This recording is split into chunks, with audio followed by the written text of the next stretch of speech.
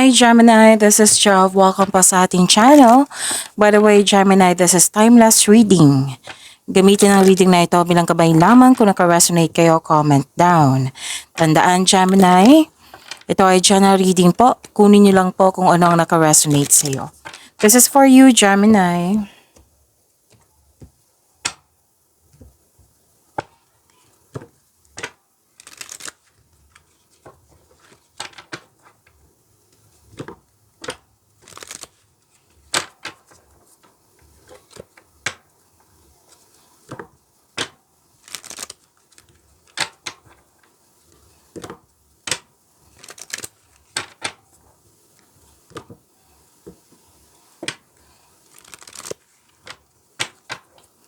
Para po ito sa iyo, Gemini.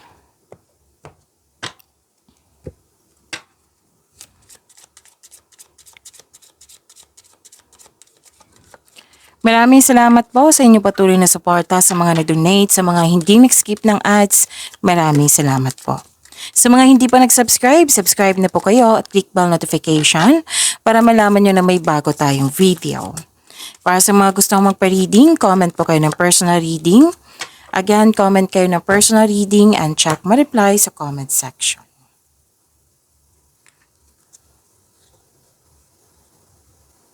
Okay. Mas lumawak yung ambisyon nyo sa buhay. Okay, may dumating na opportunities na bibigyan mo ito ng best decision, best choice.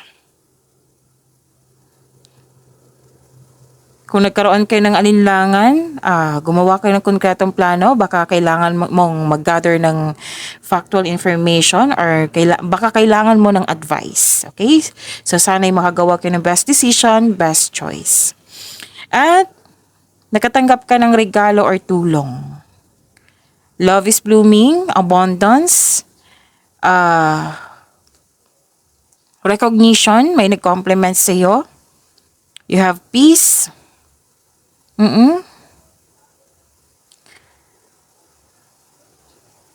Abundance. So, kitang-kita ko yung happiness mo dito. So, pwede din ikaw yung nagbigay ng tulong or regalo or kayo ang nakatanggap. So, most likely, kayo ang nakatanggap nito. Ingat lang kasi may nakita akong pwedeng temptation ito. Maraming case ng temptation ha. Pwedeng na-tempt kang bilhin yung isang bagay. Pwede din na temptation na committed ka pero may temptation. So, mas piliin nyo pong, pag-isipan nyo na mabuti. Mas piliin nyo po yung inner peace. Kung kailangan maggasta, pag-isipan ng mabuti. Balanse ay kailangan. Pwede din may nagsinungaling na nalaman mo. Pwedeng may tuto sa inyong desisyon, ideas, or plano. Or di kaya ay third party concern to. So yung sinabi ko kanina, nakunin nyo lang po kung ano yung naka-resonate sa iyo. Okay? Kasi medyo sensitive tong third party. Pwedeng rivalry ito, competition. May taong hindi totoo sa iyo, tuso, mandaraya.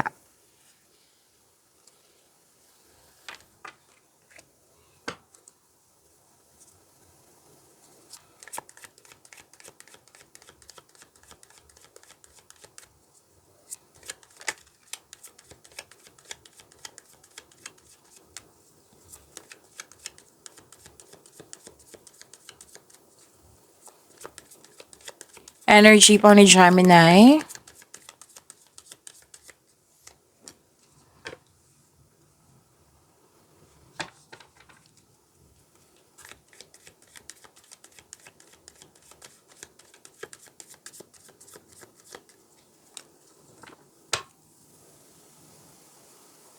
Kung may napansin kayo na repeating message, yan po yung pinupush ng card sa inyo.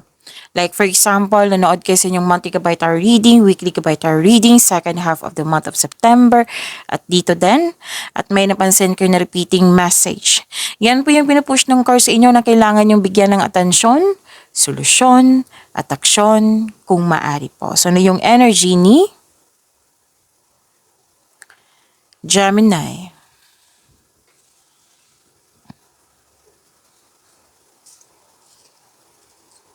Mas lumawak yung ambisyon nyo sa buhay. Okay? And, which is, lumabas din siya dito. Oh. 'Diba? Sabi ko kanina. Okay. May nakita kong situation dito, Gemini, na you're feeling trapped or nagkaroon ng restriction.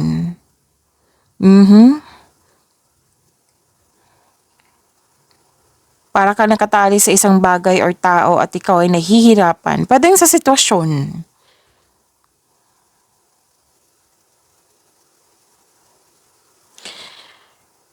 Nakaramdam ka ng para kang nakakulong sa isang sitwasyon na hindi mo gusto. Ang sabi ng card, kayo po ang kayo po ang makapagbigay ng freedom dyan. Isipan to eh. Iniisip mo to. So, kailangan ng willingness para makawala ka dyan. Free yourself. Magkakaroon ng freedom kung willing kang makalaya. Okay? And, kung hindi kaya, humingi ng tulong. Kasi ang sabi ng card dito, kailangan mong kumilos.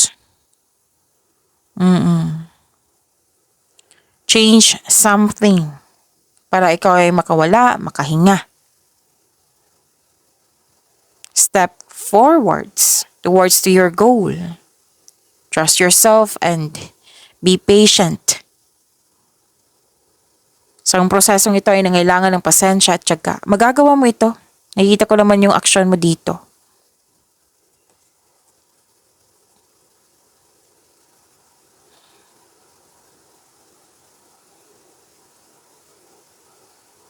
Pwedeng may sitwasyon dyan na hindi mo nagustuhan. Pwede sa personal life, sa love life, sa career and money. Na pwedeng hindi naayon sa yung gusto. Or di kaya may offer sa iyo na pinag-isipan mo ng mabuti. Pwedeng nagkaroon ng fear, doubt, hesitation.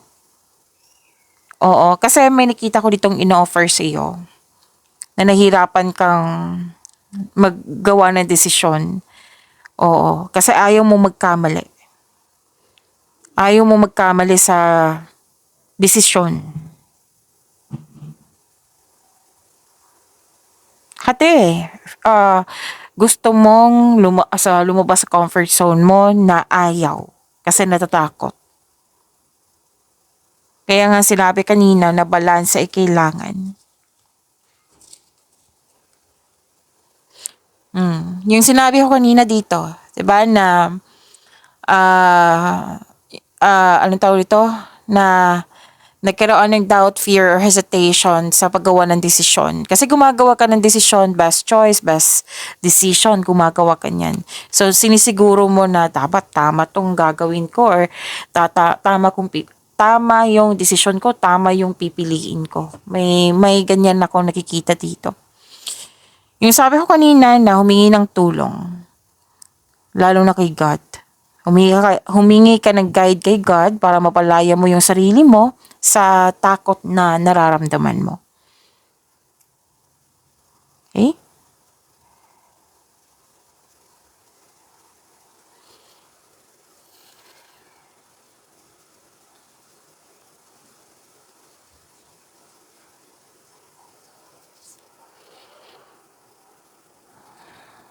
Magaling kayo na leader. Oo, magaling kayo na leader. Actually, sa natandaan ko, kung nanood kayo sa upload ko kahapon, oo, timeless reading din yon. Ito din, timeless reading. Lumabas to about sa desisyon, about sa ambisyon mo sa buhay, at yung pinupuri ka ng yung cards na magaling ka na leader. Magaling ka sa mga ginagawa mo. Kung pwede din yung pinag-isipan mo ng mabuti na kasi lalabas ka sa comfort zone mo. It might be may offer na leadership role. Pwede. Kaya nag-iisip ka ng mabuti. Pwede din naman iba. And nakita ko rin dito kung hindi kayo leader, ginampanan mo ng maayos. Yung magagawa mo siya ng maayos, ng maganda, yung mga ginagawa mo dyan. So, most likely, emotions and sa career and money to. Pwede din naman sa connection mo sa isang tao. Kasi may nakita ko ditong ginagamit ang lohika kaysa sa emotion. Na mataas ang pasensya, pwedeng ikaw to, pwedeng siya. Gumagawa ka ng aksyon upang manindigan, ginagamit mo ang katalinuhan o lohika para makamit ang tagumpay. Masusunod yung gusto mo. Ideas, plano, desisyon, masusunod. Kahit may nakita ko ditong tutol, masusunod po. May nakita kong promotion dito. So, maraming cases of promotion. Pwedeng pagtaas ng kita, allowance, or sweldo, or ng iyong posisyon. Pwedeng maraming orders. Ginagalang ka ng mga tao. Recognition to eh. Ginagalang ka at kinikilala ka sa mga kontribusyon mo dyan. Marami ka nang napatunayan. Kung may legal issues kayo, makakatanggap kayo ng mabuting balita. Gemini. Basta po sinabi ng card nyo dito, magaling kayo sa mga gawain nyo. Magaling kayo na leader. So, ginagamit mo yung talino mo. Patas ka, etikal ka, mapag-isip.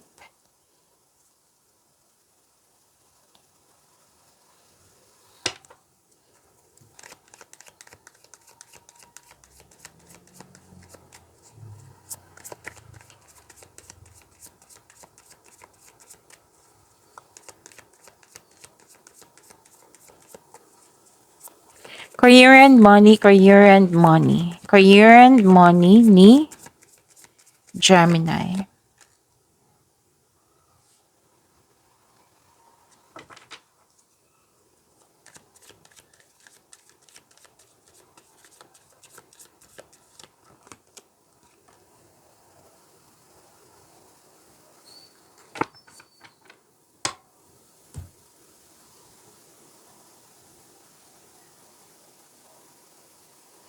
Nakikita ko dito na nagkaroon po ng masusunod. Okay.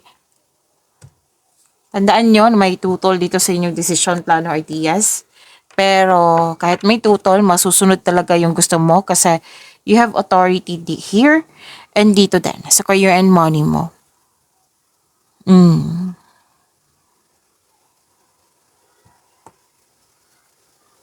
Masusunod.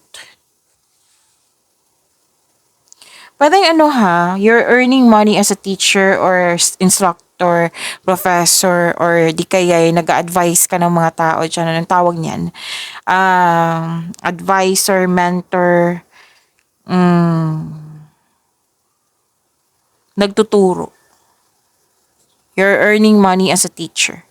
And ang ilan sa inyo, babalik ng school or nagpa-enroll sa workshop ba, seminar ba, or nagpa-enroll kayo for masteral or board exam para masunod yung traditional career path. Or you are moving up to the ladder of success. Yun nga, yung promotion. Andito pa rin yung promotion. So, itong mga ginagawa mo para magkaroon ng promotion. Pagtaas ng kita, allowance, or sweldo ba, or sa inyong posisyon.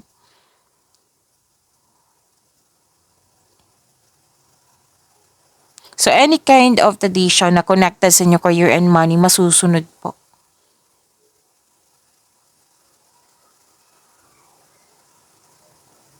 You're showing your kindness. May usapin tungkol sa education, teacher, student. Naka-receive ka ng divine wisdom. You're showing your kindness to everyone.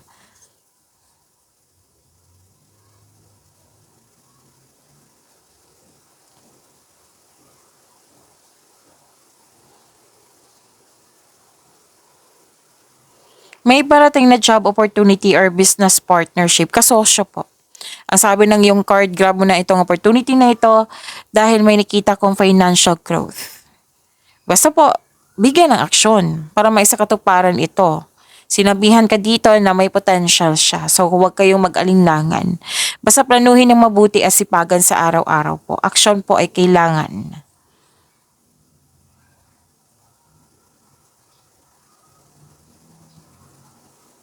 So, partnership, nagkasundo kayo pwede yung kung walang kasosyo, pwede din kayong dalawa, nagkasundo kayo, may promises, commitment, agreement, or di kayo tinutulungan ka ng isang tao dyan, kayong dalawa, nagtutulungan kayo.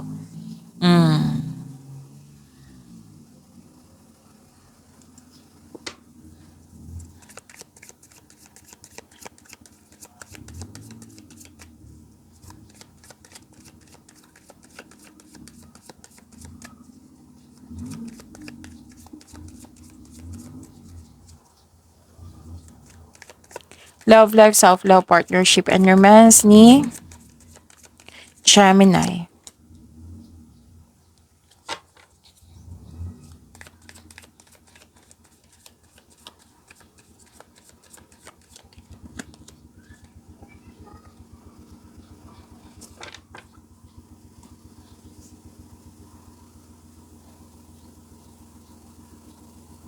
Okay.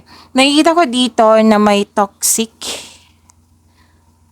or unhealthy connection sa isang tao. Pwede sa person mo, pwede sa kaibigan mo, malapit na tao sa iyo.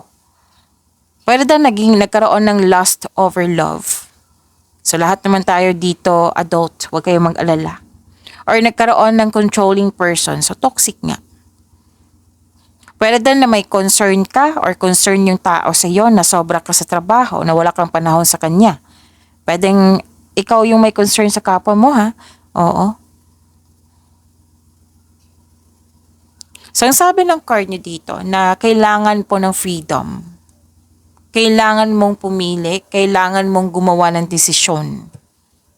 Kasi unhealthy sinabi dito, 'di ba? Unhealthy, hindi siya nakakabuti sa iyo, lalo na sa inyong emotion. So ano yung dapat gawin?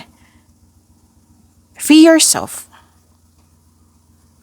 Kailangan magkaroon ng recovery. Pwedeng pag-usapan nyo para magkaayos. Nang mawala yung bigat ng nararamdaman. Or pwede din na kung paulit-ulit na, then you decide. Single ka man, may relasyon sa buhay mag-asawa. Okay? Pwede din may obsession na nagganap. Pwede may obsess sa'yo or may obsess ka sa isang bagay, sa isang sitwasyon, or sa isang tao. Kasi may nakita rin ako ditong materialism na usapin. May nakita ko situation na materialism. Yun nga, overspending ba sa trabaho or overspending sa bagay. So, freedom and recovery po ay kailangan. Sabi ng iyong card.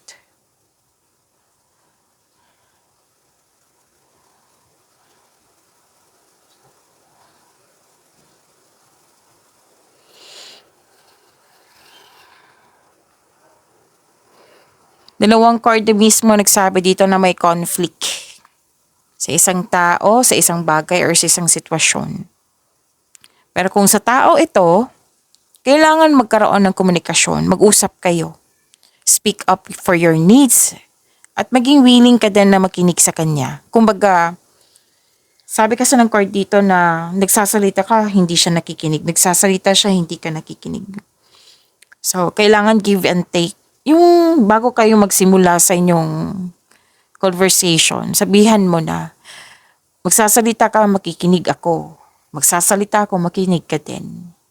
So, mamaya ka na mag-question, baka ma-distract ako sa mga sasabihin ko. Yun, before kayo kumbaga rules, oo. Kasi gagawin nyo yan para magkaintindihan kayo. Magkaintindihan kayo para ma-meet nyo po. Okay?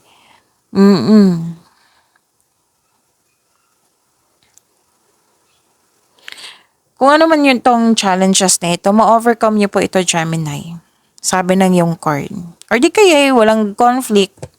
Pero I believe may kasi dalawang card kasi nagsabi dito. Kung wala, then pwede din gumagawa ka ng plano dyan. Plano para sa inyong sarili, plano sa inyong relasyon.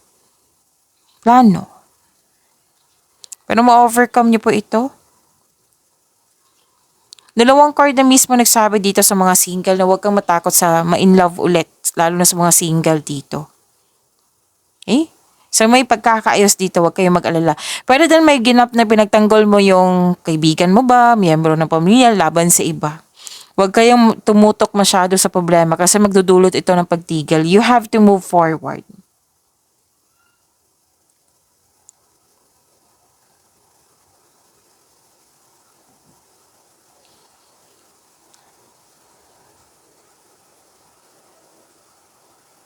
Okay, may nagkaayos may nagkaayos, na may nagkabalikan, may nag-uusap, 'di ba? Sabi ko kanina may mga plano. May nakita kasi ako dito magbuo ng pamilya or di kaya magdagdag pamilya. Yan. Okay? So pagyamanin niyo po yung blessings sa binigay sa inyo. Gemini, see you tomorrow. Maraming salamat po.